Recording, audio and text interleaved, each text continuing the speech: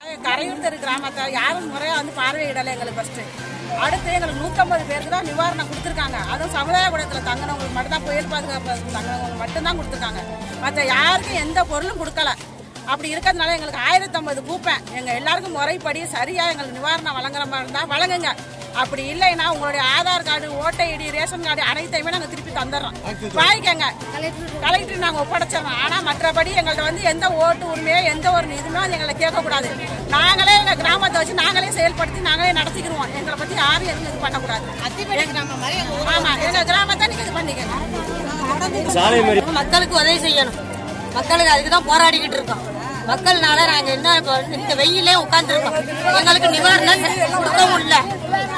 எங்களுக்கு வந்து கீத்து வீடு, ஓட்டு வீடு, மாடி வீடு பிரிக்க கூடாது. எங்களுக்கு சரிசமமா எல்லாருக்குமே கொடுக்கணும். ஏன்னா ஓட்டு வீட்லயும் கீத்து வீட்லயும் பாதிப்பு இருக்கு, மாடி வீட்டுல முக்காவாசி நிறைய அப்படியே ஃபுல்லாவே பாதிப்பு இருக்கு. அதனால எங்களுக்கு எல்லாருக்குமே சமமா கொடுக்கணும். மாடி வீடு இருக்க போய் தான் கீத்து வீட்டு சனத்தை 4 வீட்டு சனத்தை அப்படியே வச்சுக்க முடிஞ்சிச்சு. இல்லைன்னா நாங்க எல்லாரும் எங்க போய் நின்றுருப்போம். நீங்க வச்சிருக்க புயல் காதுக்கு வச்சு எங்களால ஒன்றும் சாதிக்க முடியாது. சாதிக்க முடியாது. எங்க ஊர்ல 5000 தலைக்கட்டு அப்படி இருக்க 5000 பேரை மட்டும் அதை அடைக்க முடியுமா?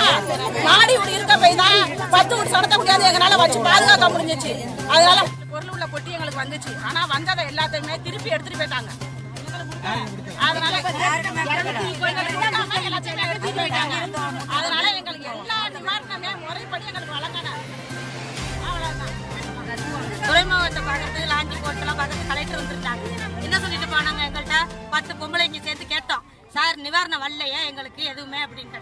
அதுக்கு என்ன சொன்னாரு, உங்களுக்கு நிவாரணம் வருமா, ஒரு கூப்பனுக்கு 10,000 ரூபாய், உங்களுக்கு மாநில பொருள் ஒரு ரேஷன் கார்டுக்கு வரும்னு சொல்லிட்டு போயிட்ட நாளா